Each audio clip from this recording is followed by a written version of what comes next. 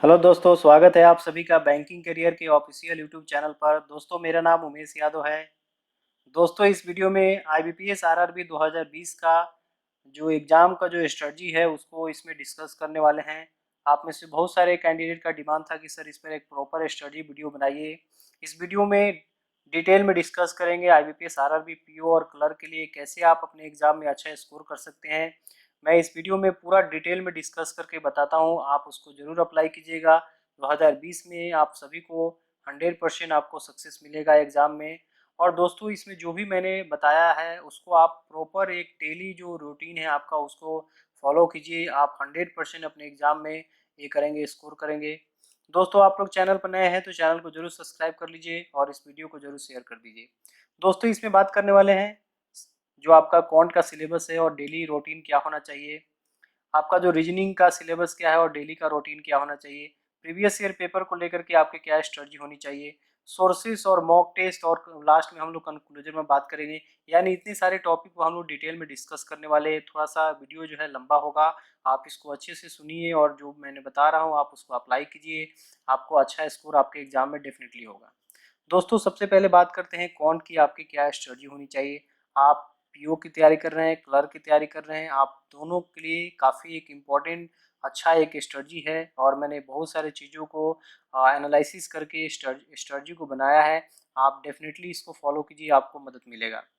दोस्तों, सबसे पहले बात करते हैं कि आप में से जो भी स्टूडेंट हैं, अभी बिगिनर हैं, अभी स्टार्ट किए हैं या आप कुछ दिनों से प्रिपरेशन कर रहे हैं, आपको सबसे पहले आपको मैथ की बात करें तो आपको बेसिक कैलकुलेशन जो है एकदम अच्छा होना चाहिए। बेसिक कैलकुलेशन में बात करें तो आपका स्क्वायर जो है 1 से लेकर के 50 तक आपको स्क्वायर याद होना चाहिए। क्यूब अप टू आपको 20 तक याद होना चाहिए। अगर आपने 20 तक नहीं याद किया, आप 15 तक भी याद किया तो आपको चलेगा। उसके बाद जो बॉडमास रूल है उसका एक प्रॉपर कंसेप्ट आप सबको आना चाहिए। आगे डिस्कस करेंगे कि आप सभी के लिए क्यों इंपॉर्टेंट है। बॉडमास में आपको डिवीजन कैसे फास्ट करना है, मल्टीप्लिकेशन कैसे फास्ट करना है, एडिशन कैसे फास्ट करना है, सब्सट्रैक्शन आपको कैसे फास्ट करना है। यानी आपका बॉडमास रूल में जो ये जो डिवीजन, मल्टीप्लिकेशन, एडिशन, सब्सट्रैक्शन है, ये आपका अच्छा से आपको ये चीज़ें समझ में आता है तो आपका जो सिंप्लीफिकेशन है, अप्रोक्सीमेशन है, जब आप आगे का क्वेश्चन सोल्व करोगे तो उसमें आपको आसानी से और विद इन आप सेकंड में आप क्वालिफाई मतलब क्वेश्चन बना सकते हो और अच्छे स्कोर कर सकते हो। तो ये बहुत इंपॉर्टेंट है दोस्तों, आपको बॉडमास रूल का जो कंसेप्ट है अच्छे से आना चाहिए। और दोस्तों, बेसिक परसेंटेज आपको याद होना चाहिए। आगे हम चार्ट में बात करते हैं बेसिक परसेंटेज में आपको क्या क्या याद रखने हैं। और एचसीएफ और एलसीएफ का जो एलसीएम है उसका कंसेप्ट आपको अच्छे से आना चाहिए। यानी जो बेसिक जो मैंने पार्ट बताया आपको अच्छे से ये सब चीज़ें आना चाहिए। आप डेफिनेटली अपने एग्जाम में अच्छा स्कोर करेंगे। दोस्तों, परसेंटेज की बात करें तो परसेंटेज का ये जो चार्ट है मैंने आप सभी को दे दिया है। आप इसको क्या करो, एक नोटबुक पर ले लिख करके या एक पेज पर लिख करके और जहाँ पर आप लोग सोते हो वहाँ पर आप लगा दो। ये परसेंटेज आपको याद होना चाहिए। 1/2 आता है तो उसको कितना परसेंट बोलते हैं, 50% आता है। 3/4 आएगा तो उसको कितना परसेंट बोलेगा। 1/3 आ गया जब आप सिंप्लीफिकेशन अप्रोक्सीमेट सोल्व करते हो तो वहाँ पर 1/3 आ गया तो वहाँ पर आपको कितना परसेंटेज लेना है। या 33 × 1/3 आ गया तो वहाँ पर आपको कितना लेना है। तो ये सब चीज़ें आपके दिमाग में एकदम फिट होना चाहिए। आपको सिंप्लीफिकेशन, अप्रोक्सीमेशन या जो आपका चैप्टर बेसिस जो क्वेश्चन है आप उसको सॉल्व करोगे तो आपको काफ़ी हेल्प होगा। दोस्तों, ये जो हो गया आपका बेसिक पार्ट हो गया। आपको ये सब चीज़ें जो मैंने बताया आप सबको आना चाहिए और आप सभी को आता है तो बहुत अच्छा है, नहीं आता है तो इस चीज़ों पर पहले वर्क कीजिए। आपका एक प्रॉपर स्ट्रेटजी यही है आपको अपने एग्जाम में अच्छा स्कोर करने का। अब दोस्तों, बात करते हैं आपका जो मेन टॉपिक है जहां से आपके एग्जाम में जो 40 नंबर का जो कौन का क्वेश्चन पूछेगा उसमें से आपको 25 to 30 क्वेश्चन आपको देखने को मिलेगा। Simplification, approximation, number series, quadratic equation, जो डीआई जो है बार ग्राफ, लाइन चार्ट हो गया, टेबुलर हो गया, कैसलेट और पाई चार्ट। यानी ये जो आपका जो मैं टॉपिक बताया यहाँ से आपको 25+ आपको क्वेश्चन पूछा जाता है आपके एग्जाम में। पीओ की बात करें, क्लर्क की बात करें तो दोनों के लिए काफ़ी इंपॉर्टेंट है। अब दोस्तों, आप सबके लिए प्रॉपर आपका डे का जो है स्ट्रेटजी क्या होना चाहिए। यानी आपको दिन में ये जो जितना सारा मैंने टॉपिक बताया, सिंप्लीफिकेशन, अप्रोक्सीमेशन, नंबर सीरीज और क्वाड्रेटिक इक्वेशन, यहाँ से आपको कम से कम दोस्तों आपको डेली जो है 15 to 20 क्वेश्चन आपको होने चाहिए। यानी 15 टू 20 क्वेश्चन आपके डेली आपको, ये जो 4 टॉपिक मैंने बताया यहाँ से डेली आपको होना चाहिए। एक आप प्रॉपर टाइम सेट कर लो कि मुझे कौन का क्वेश्चन कब आपको सॉल्व करना है। डेली आपको सोर्सेज के बारे में भी आगे बात करेंगे। आप कहीं से भी प्रीवियस ईयर का पेपर हो या आपके पास कोई बुक हो, या सबसे अच्छा सोर्सेस है प्रैक्टिस मॉक, वहाँ पर बहुत सारे ये सब टॉपिक पर आपको क्वेश्चन है, आप वहाँ से जाकर सॉल्व कर सकते हैं। बैंकर्स अड्डा है, कहीं से जहाँ से आपको अच्छा लगता है आप वहाँ से जाकर के इस टॉपिक को आप प्रैक्टिस कर सकते हैं। आपको डिस्क्रिप्शन बॉक्स में मैंने प्रैक्टिस मॉक का लिंक दे दिया है, वहाँ पर इस बहुत सारे क्वेश्चन हैं इसमें, और प्रीवियस ईयर का भी पेपर है, तो वहाँ से आप जाकर के सॉल्व कर सकते हैं। अब दोस्तों बात करते हैं कि आपको इसमें इम्पोर्टेंट है आपको डीआई। डीआई आपके जो एग्जाम में आप जो है क्लर्क में एक सेट पूछा जाता है, पीओ में 2 सेट भी आजकल आ रहे हैं। तो यहाँ पर आपको डीआई का जो है बार ग्राफ, लाइन चार्ट जो है, टेबुलर है और पाई चार्ट, कैसलेट भी आ रहा है आजकल, लेकिन आपको ये जो 4 टाइप का जो डीआई है उस पर आपको अच्छे से फोकस करना है। Line graph, bar graph, pie chart का है, टेबुलर डीआई है। इसको ये 4 जो टाइप का डीआई है आपका डेली 3 टू 4 आपका डीआई का सेट होना चाहिए। डेली 3 टू 4 आपको सेट होना ही चाहिए। आगे हम टेस्ट के बारे में बात करेंगे, लेकिन आपका जो डी का जो कॉन्ट का जो स्ट्रेटजी है, ये सबसे इम्पोर्टेंट स्ट्रेटजी है। इससे अच्छा कोई आपको स्ट्रेटजी नहीं हो सकता है। आपने डेली ऐसा किया तो आपका जो अभी देखो एग्जाम अभी लगभग आपको 47 टू 48 डेज है एज फॉर आईबीपीएस कैलेंडर। तो आप इन दिनों में अगर आप ऐसे डेली आप लगाते हो तो आप जो 40 नंबर का जो कौन पूछेगा उसमें आप 35 प्लस आप आराम से स्कोर कर सकते हैं। तो डेली का आपका ये स्ट्रेटजी होना चाहिए। आपको प्रैक्टिस करने का सोर्सेज बता दिया, आप कहीं से भी कर सकते हैं, प्रैक्टिस मॉक, याडा प्रैक्टिस मॉक से जितने सारे मैं डीआई का टाइप बताया आपको, और वहाँ फ्री ऑफ कॉस्ट अवेलेबल है, आपको जाकर वहाँ से आपको ये करना है, सोल्व करना है। अब दोस्तों बात करते हैं, अब जो मिसलेनियस जो टॉपिक है, चैप्टर वाइज टॉपिक है, ये सबसे इंपॉर्टेंट है। यानी आपको 20 टू 25 मार्क्स का क्वेश्चन जो पूछेगा, मैंने जो पहले जो टॉपिक बताया, बाकी का जो क्वेश्चन है आपको यहाँ से पूछेगा, एज हो गया, एवरेज हो गया, यानी आपका सिलेबस है, आप देख सकते हैं। अब यहाँ पर आप दोस्तों आप सबको क्या करना है, इसमें डेली आपकी जो टारगेट होना चाहिए 20 से लेकर के 25 जो है क्वेश्चन आपका डेली आपका सोल्व होना चाहिए। 20 टू 25 प्लस क्वेश्चन आपका डेली सोल्व होना चाहिए।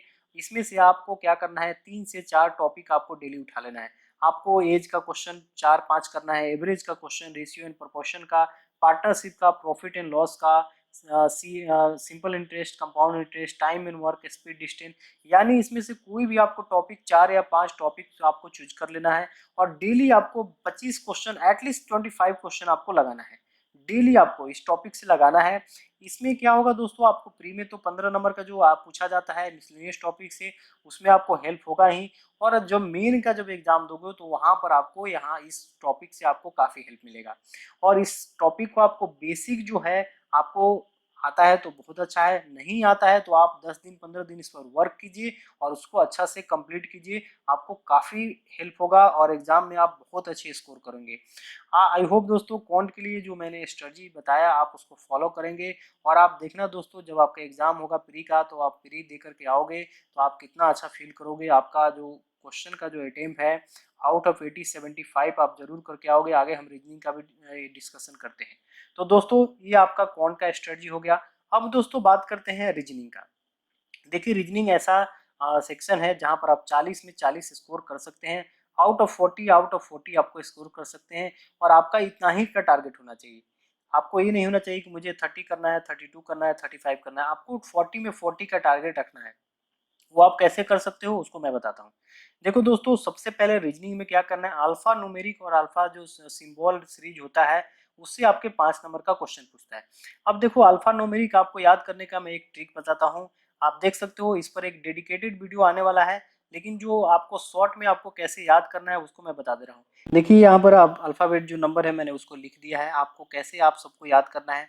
सबसे पहले दोस्तों इसमें जो ये 5 नंबर दिख रहा है आपको याद कर लेना है, EJOTY। ई से जो है आपका 5 होगा, जे से होगा 10 होगा, ओ से होगा 15 होगा, टी से 20 होगा और वाई से 15 होगा। यानी आपको ये 5 नंबर जो है आपको याद कर लेना है। सबसे पहले EJOTY आपको याद कर लिए, 5 10 15 20 आपको याद हो जाएगा। अब देखिए दोस्तों, आपको 1 से 5 तक तो आपको कोई दिक्कत नहीं है। आगे मैं आपको एक थोड़ा सा बता देता हूँ, आपको इस पर डेडिकेटेड वीडियो आएगा, उसमें सब कुछ मैं डिटेल में डिस्कस करूँगा, लेकिन ये आप देख लेंगे तो आपको जो अल्फ़ाबेट नंबर का ट्रिक है आप आसानी से याद कर देंगे। देखिए एफ से क्या होता है, एफ होता है फिक्स, यानी फिक्स से आपको 6 याद रखना है। G7 जो है एक ग्रुप है कंट्री का, आप सबको पता है। एज जो है, एज को आप लिखते हो तो एज को आप ऐसे भी 8 भी बना सकते हो, तो एज जो है 8 जैसा दिखता है, आपको ऐसे याद कर लेना है, एज जो है 8 जैसा दिखता है। आई होप आप इस चीज़ों को समझ गए होंगे। आई को कैसे याद करना है, आई नो, यानी आई नो मीन्स 9। ठीक है दोस्तों, आई नो मीन्स 9। और जे को तो आपको बताया मैंने, जे इसमें EJOTY में याद रखना है, जे तो 10 होगा ही। और के देखिए किंग, के से क्या है, किंग्स 11 टीम था IPL का, आप सबको पता है, तो के से आपको याद रखना है। एल से दोस्तों आप ऐसे याद कर सकते हो, एल को लाइन को देखते ही 12 बज जाता है चेहरे पर, तो आपको ऐसे याद रखना है, एल को लाइन को देखते ही चेहरे पर क्या हो जाता है, 12 बज जाता है। उसके बाद दोस्तों एम टू जो है 13 नंबर है, और इसके जस्ट बाद जो है इन आएगा तो 14 नंबर हो जाएगा। इसमें आपको कोई डाउट नहीं है, आपको याद रहेगा। वो आपको ऑलरेडी EJOTY में बताया मैंने, 15 नंबर पर आएगा। अब यहाँ पर दोस्तों PQ और R, यहाँ पर इस तीनों नंबर को एक पेयर बना लीजिए। पी से क्या होगा आपका, प्रिंस हो जाएगा। क्यू से क्यून हो जाएगा। और आर से क्या होगा, राजा होगा। ऐसे कुछ भी आप ट्रिक बना लो, मैं जो मुझे जैसे मैं याद किया था वैसे आपको बता रहा हूँ। तो प्रिंस क्या होगा, 16 साल का होगा। क्वीन 17 साल की होगी। और राजा जो होगा 18 साल का होगा। तो आप ऐसे कुछ भी ट्रिक बना लो जिससे आपको याद रहे। पी कितना होगा, प्रिंस 16 साल का होगा। क्वीन कितना होगा, कितनी की होगी, 17 साल की। और राजा कितना होगा, 18 साल का होगा। ठीक है दोस्तों। और एस और टी को याद करने के, टी तो टी से T20 होता है, तो ये याद रहेगा आपको। एस टी जो होता है, एस टी आपको पता है, तो एस टी जो है, एस टी अगर 20 है तो एस पहले आता है, तो एस क्या हो जाएगा, 19 हो जाएगा। तो ये आपको ऐसे याद रखना है, एस टी ऐसे याद रखना है, टी अगर 20 है तो एस जो है 19 हो जाएगा। उसके बाद दोस्तों यू और भी को याद करने का, देखो जो अल्ट्रा वायलेट जो रे होता है, ठीक है ना, तो आप उसको ऐसे याद रख सकते हैं, अल्ट्रा वायलेट जो रेज है वो 21-22 के स्पीड से वो क्या होता है कि रिलीज होता है। आप ऐसे कुछ भी याद कर सकते हैं। उसके बाद दोस्तों अब आप बच गया आपका WX Y और Z। तो Z को तो कोई दिक्कत नहीं है, आपका तो 26 होगा। Y इसमें मैंने EJOTY में आपको बताया, इसमें 25 हो जाएगा। अब W को कैसे याद रखना है दोस्तों, W जो है 3 जैसा दिखता है, यानी 3 जैसा दिखता है, इसका मतलब क्या है, W जो है 23 होगा उसका नंबर। W जो होगा 23 हो जाएगा। अब उसके बाद फिर 24 को कैसे याद करना है, 24 जो है आपका एक्स जैसा है, यानी 4 एक्स को कट किए, यानी 4 बार उसको कट किए, यानी 4 आपको उसमें आ रहा है, यानी उसको आप याद रख सकते हैं, एक्स जो है 24 है।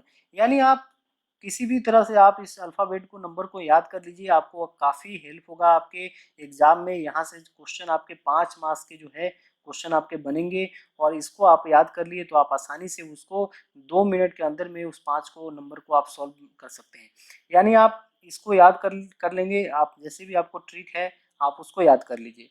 अब दोस्तों बात करते हैं डायरेक्शन सेंस, ब्लड रिलेशन और कोडिंग डिकोडिंग। यहाँ से दोस्तों कोडिंग डिकोडिंग जो है, चाइनीज कोडिंग डिकोडिंग आपके एग्जाम में पूछा जाता है, न्यू टाइप का भी आ रहा है, तो यहाँ से आपके 5 मार्क के क्वेश्चन पूछे जाएंगे। और डायरेक्शन सेंस से 2 से 3 रहता है, ब्लड रिलेशन से भी 2 से 3 रहता है। यानी ये तीनों टॉपिक से मिला दिया जाए तो आपके 8 से 10 क्वेश्चन जो है आपके एग्जाम में मिलते हैं। तो आपको क्या करना है, डेली जो आप जो टे करते हो, मैंने जो आपको सोर्सेज बताया वहाँ से आप प्रैक्टिस करोगे तो ये जो आपका क्वेश्चन जो है इसमें आपको मिल जाएंगे। या आपको कोई एक्स्ट्रा बुक है, आपके पास कोई बुक है या किसी अदर सोर्सेज से इस पर आपको डेली है 3 से 4 आपको क्वेश्चन आपको लगाने हैं। यानी 3 से 4 आपको क्वेश्चन सोल्व करने हैं, ब्लड रिलेशन के क्वेश्चन सोल्व करने हैं, डायरेक्शन के क्वेश्चन सोल्व करने हैं, कोडिंग डिकोडिंग के सोल्व करने हैं, आपको डेली बेसिस पर करने हैं। उसके बाद बात करते हैं दोस्तों सबसे इंपॉर्टेंट जो है आपका पजल और सीटिंग अरेंजमेंट। इसके बारे में हम बात करेंगे आगे, इसको कितने टाइप होते हैं उसको डिस्कस करेंगे। उससे पहले हम बात करते हैं सिलोजिज्म और इनइक्वालिटी। ये दोस्तों काफी इंपॉर्टेंट है, यहाँ से आपके सिलोजिज्म से 5 क्वेश्चन पूछता है, इनइक्वालिटी से भी आपके 5 क्वेश्चन पूछता है। यानी दोनों में से कोई एक टॉपिक जो है आपके एग्जाम में यहाँ से देखने को मिलता है। तो सिलोजिज्म का जो बेसिक कंसेप्ट है आप सबको पता होगा। अगर नहीं है तो आप जा करके कहीं से भी आप किसी भी सोर्सेज से उसको जा करके आप क्या कीजिए, उसका बेसिक जो कंसेप्ट है उसको आप देख लीजिए। ऐसे आने वाले टाइम में मैंने आपको इस पर डेडिकेटेड वीडियो बनाने वाला हूं। और सिलोजिज्म का जो न्यू केस आ रहा है, फ्यू का केस आ रहा है, उस पर ऑलरेडी मैंने एक अच्छा वीडियो बनाया है, आप जाकर अपने चैनल से देख लीजिए, आपको सब कुछ आपका जो कंसेप्ट है वो क्लियर हो जाएगा। उसके बाद बात करते हैं दोस्तों इनइक्वालिटी की। तो आपको डेली जो है इनइक्वालिटी का प्रैक्टिस करना है। आपके एग्जाम में जो है 5 नंबर का इससे क्वेश्चन आपको बनेगा। तो आपको डेली बेसिस पर आपको इनइक्वालिटी का जो बेसिक कंसेप्ट है वो आपको आता होगा तो ठीक है, नहीं आता है तो आप जा करके मेरिट साइंस जो यूट्यूब चैनल है वहाँ से देख लीजिए, या किसी अदर सोर्सेज से आप देख लीजिए। इस पर आगे और भी वीडियो मैं इस पर बनाने वाला हूँ, ठीक है दोस्तों। अब हो गया, उसके बाद देखो मशीन इनपुट आउटपुट और डाटा सफिशिएंसी। तो इसमें आप मशीन इनपुट आउटपुट जो है इसमें बेसिक जो है आप कर लीजिए, और बाकी जो है डाटा सफिशिएंसी, ये जो टॉपिक जो आपको बताया बेसिक ये सब कंप्लीट करेंगे तो उसमें डाटा सफिशिएंसी आपके ये हो जाएंगे, ऐड हो जाएंगे। यानी आपको इसमें से थोड़ा सा इसका भी प्रैक्टिस कर लेना है। इसके प्री में भी क्वेश्चन देखने को मिल सकता है, स्पेशली आरआरबी पीओ की बात करें तो आपके एग्जाम में क्वेश्चन यहाँ से आता है, और क्लर्क में नहीं भी आता है, आ भी सकता है। तो आपको ये कर लेना है। आपको मेन में इसमें इससे क्वेश्चन आता है, लेकिन प्री के लिए आपको इंपॉर्टेंट है, आप चाहे तो कर सकते हैं और डेली इसका प्रैक्टिस कीजिए। आपको जो आपके एग्जाम में आता है वो आपको क्वेश्चन सॉल्व हो जाएगा। अब दोस्तों बात करते हैं सीटिंग अरेंजमेंट और पजल की। तो देखिए दोस्तों आजकल जनरली जो ट्रेंड चल रहा है आपके एग्जाम में जो क्वेश्चन पूछा जा रहा है, 5 से 6 टाइप का पजल जो है आपके एग्जाम में जनरली पूछा जाता है। सबसे पहले सर्कुलर अरेंजमेंट जो पजल है, ऑल जो है पर्सन जो है इनसाइड फेस करता है, सम पर्सन इनसाइड और सम पर्सन आउटसाइड फेस करता है, सर्कुलर अरेंजमेंट होता है उसमें। तो उस टाइप का आपको पजल आपको करना है। उसके बाद लीनियर अरेंजमेंट की बात करें तो दोस्तों नॉर्थ फेसिंग करता है लोग, कुछ पर्सन नॉर्थ फेसिंग करता है, कुछ पर्सन साउथ फेसिंग करता है, या ऑल जो पर्सन है नॉर्थ फेसिंग करेगा, या ऑल पर्सन जो है साउथ फेसिंग करेगा। यानी आपके जनरली जो लीनियर अरेंजमेंट का क्वेश्चन आता है उसमें 8% बैठा रहेगा, उसमें नॉर्थ की तरफ फेस करेगा, या 11% बैठा रहेगा, 9% बैठा रहेगा। आजकल जो नया एग्जाम में पूछा जा रहा है तो नॉर्थ की तरफ फेस कर रहा है या साउथ की तरफ फेस कर रहा है, और दोनों तरफ फेस कर रहा है नॉर्थ और साउथ की तरफ, तो 8 पीपल को बैठाता है और उसमें पूछता है। तो ये चीजें आपको याद करना है, इस टाइप का क्वेश्चन आपको करना है। अब बात करते हैं दोस्तों फ्लोर। फ्लोर जो बेस पजल है आपके एग्जाम के लिए काफी इंपॉर्टेंट है। 8 फ्लोर होंगे, उसमें 8% बैठे रहेंगे, उसमें वेरिएबल भी आ सकता है। पीओ में वेरिएबल आता है, क्लर्क में सिंपल कोई वेरिएबल नहीं रहता है, और इसमें 11% का भी आजकल पूछा जा रहा है। तो ये पजल जो है इसका प्रैक्टिस करना है। उसके बाद शेड्यूलिंग जो पजल है, डे पजल और मंथ बेसिस जो है वो आपके एग्जाम में क्वेश्चन आजकल पूछा जा रहा है। यानी डे बेसिस पर जो पजल आता है, मंथ बेसिस का होता है, शेड्यूलिंग जो बोलते हैं उसको, उसकी आपको प्रैक्टिस करना है। उसके बाद दोस्तों स्क्वायर जो अरेंजमेंट पजल है वो आपको करने हैं। उसके बाद पैरेलल सिटिंग अरेंजमेंट है वो भी आपको करना है। स्क्वायर में आपका रेक्टेंगुलर भी आ जाता है। दोस्तों ये जितने सारे पजल की टाइप बताया मैंने आपको, डेली जो है 5 से लेकर के 6 जो है पजल का सेट आपको लगाना है। यानी सिटिंग अरेंजमेंट पजल का आपको 5 से 6 आपको डेली जो है आपको लगाना है। मैंने सोर्सेस के बारे में ऑलरेडी आपको बताया। अब डिटेल में बात करते हैं। सबसे पहले हम सोर्सेस के बारे में बात कर लेते हैं दोस्तों। हाँ, एक चीज और है इसमें, ये जो कुछ और टॉपिक है रीजनिंग का, ये जो लॉजिकल रीजनिंग है, ये सब चीजें हैं, आप इसको प्री के लिए आप चाहे तो इसको स्किप कर सकते हैं। जो मेन का मैं डेडिकेटेड वीडियो बनाऊंगा उसमें आपको कैसे आपको स्टडी करनी है उसका स्टडी बताऊंगा, उसमें आपको ये सब चीजें मैं आपको डिटेल में डिस्कस करूंगा। प्री के लिए आप इसको छोड़ सकते हैं, ठीक है दोस्तों। अब बात करते हैं दोस्तों, सबसे पहले सोर्सेस के बारे में बात करते हैं। देखिए सोर्सेस के बारे में पहले आप सभी को बताया कि आप प्रैक्टिस मॉक से जाकर के प्रैक्टिस कर सकते हैं, बैंकर्स अड्डा से कर सकते हैं, या आप किसी और सोर्सेस से आप कर रहे हैं तो बहुत अच्छा है, कहीं से भी कीजिए। डेली बेसिस पर आपका एक जो है प्रैक्टिस जो है आपका होना चाहिए। अब दोस्तों मॉक की बात करते हैं। तो देखिए दोस्तों पार्टिकुलर में कोई आपको मॉक सजेस्ट नहीं करूंगा, ये नहीं बोलूंगा कि आप आडा ले लो, प्रैक्टिस मॉक का ले लो या किसी और का ले लो। लेकिन एक दोस्तों आपको जो अच्छा लगता है उसको आप मॉक लो, आप खुद उसको जाकर के पहले फ्री वाला जो मॉक होता है उसका प्रैक्टिस करो। उसके बाद क्या करो, आप लो फ्री वाला करोगे, उसमें आपको पता चल जाएगा क्वेश्चन किस टाइप का उसमें है, उससे एक आइडिया आपको लग जाएगा। उसके बाद उस मॉक को लो। और एक चीज और ध्यान में रखो दोस्तों, ऐसा कोई भी मॉक मत लो जहां पर आपको री अटेम्प्ट हो। क्या होता है कि बच्चे री अटेम्प्ट कर लेते हैं और उसी को 15 दिन के बाद करते हैं, उसमें अच्छा स्कोर हो जाता है तो खुश हो जाते हैं, लेकिन उसको एग्जाम में दोस्तों उसका नुकसान होता है। तो ऐसा कोई भी मॉक लिए हो या आप लेने वाले हो तो फ्री री अटेम्प्ट वाला मत लो। मेरा जो पर्सनल जो ओपिनियन है, मैं देखता हूँ बहुत कैंडिडेट को जो फ्री जो मॉक जो प्री जो मॉक टेस्ट अटेम्प्ट होता है, यानी आज किए 15 दिन के बाद फिर से कर लिए, उसमें अच्छा स्कोर हो जाता है 15 दिन के बाद, तो फिर वो खुश हो जाते हैं कि मुझे अच्छा स्कोर हो जाता है, हो रहा है, और एग्जाम में उससे काफी नुकसान होता है। तो मेरा ये पर्सनल मानना है, आप ऐसा मत करो। कोई भी मॉक ले रहे हो आप जा करके अच्छा से ये करो। मैंने प्रैक्टिस मॉक के बारे में बताया, आपको अच्छा लगता है तो वहां से लो, या कोई और सोर्सेस से जहां से आपको लगता है वहां से आप ले लो। ये हो गई दोस्तों। अब आपकी जो मेन जो आपका जो टारगेट होना चाहिए प्रीवियस ईयर का जो क्वेश्चन पूछा है क्लर्क और पीओ के लिए 18 और 19 का आपको उठाना है। आपको बैंकर साडा पर जाना है या प्रैक्टिस मॉक पर जाना है, वहाँ पर फ्री ऑफ कॉस्ट मटेरियल है आपको प्रीवियस ईयर के पेपर, उसको आपको क्या करना है, डाउनलोड करना है। प्रिंट निकाल सकते हो तो प्रिंट निकालो, नहीं तो मोबाइल में लैपटॉप में पहले 2018 का और 19 का पेपर पहले उसको सॉल्व करो। उसके बाद आप देखो कि आपका जो कौन सा वीक एरिया है, कौन सा स्ट्रॉन्ग एरिया है। जहां पर वीक है आप, जहां पर अच्छे स्कोर नहीं कर रहे हैं, उस पर आप डेली क्या करो कि आप उसको ये करो, डेली जो है आप उसको प्रैक्टिस करो और उसको जो भी आपका वीक एरिया उसको स्ट्रॉन्ग बना लो। और आपका जो आने वाले टाइम में जैसे आप वीक एरिया पर वर्क कर लेंगे तो आपको अच्छा से आपका स्कोर होने लगेगा। मॉक की बात करें दोस्तों तो आपको मॉक जो है डेली नहीं देना है, आपको 2 से 3 दिन के अंदर में एक मॉक देनी है, एक मॉक आपको देनी है और उसको अच्छे से क्या करना है, उसको एनालिसिस करना है कि आपने कहाँ अच्छा स्कोर किया, कहाँ स्कोर अच्छा नहीं किया। आप डेली क्या करो, उसको एनालिसिस करो। आपने जब भी मॉक दिया उसको प्रॉपर एनालिसिस करो, फिर उसके बाद नेक्स्ट मॉक दो। यानी 2 से 3 दिन के बाद एक मॉक दो, या आप अच्छे से देना चाहते हो तो एक दिन के बाद दो, लेकिन आप उसको प्रॉपर एनालिसिस करो। ठीक है दोस्तों, आई होप आपने ऐसे किया तो आप डेफिनेटली अच्छे स्कोर करेंगे। लास्ट में दोस्तों आप सभी को कंक्लूजन के लिए यही मैं बोलना चाहूँगा कि हार्ड वर्क करो, डेडिकेशन के साथ प्रिपरेशन करो, आपका जो मेहनत है वो जरूर रंग लाएगा और आरआरबी में जो आपका जो सपना है वो जरूर पूरा होगा। यानी आपको सक्सेस का एक ही मंत्र है, बैंकिंग एग्जाम की बात करें, हार्ड वर्क, डेडिकेशन के साथ राइट सोर्सेज का यूटिलाइजेशन करके स्टडी करना, आपको डेफिनेटली जो है बैंक एग्जाम में आपको सक्सेस मिलेगा। मैंने जो अपनी लाइफ में जो अपने एग्जाम में मैंने जो स्ट्रेटजी बनाया था उसको मैंने आपको अच्छे से बता दिया। आई होप आप लोग अच्छे से करेंगे। करंट अफेयर के लिए आप लोग पूछते रहते हैं, करंट अफेयर के लिए आपको कोई सोर्सेज का यूज नहीं करना है। बैंकर साडा, एफेयर क्लाउड का ऑलरेडी मैं आप सबको डिस्क्रिप्शन में लिंक दिया हूँ, आप जा करके वहाँ से पीडीएफ को परचेज कर लीजिए और डेली आप पढ़ाई कीजिए, आपको 100% आपके एग्जाम में स्कोर होगा। ओके दोस्तों, आई होप आप सबको काफ़ी मदद मिला होगा। आने वाले टाइम में आपको रीजनिंग, मैथ और भी जो करंट अफेयर का जो टॉपिक है उस पर डेडिकेटेड वीडियो में सेपरेट लाने वाला हूँ, आपको काफ़ी हेल्प होगा। ओके दोस्तों, thank you so much, God bless you.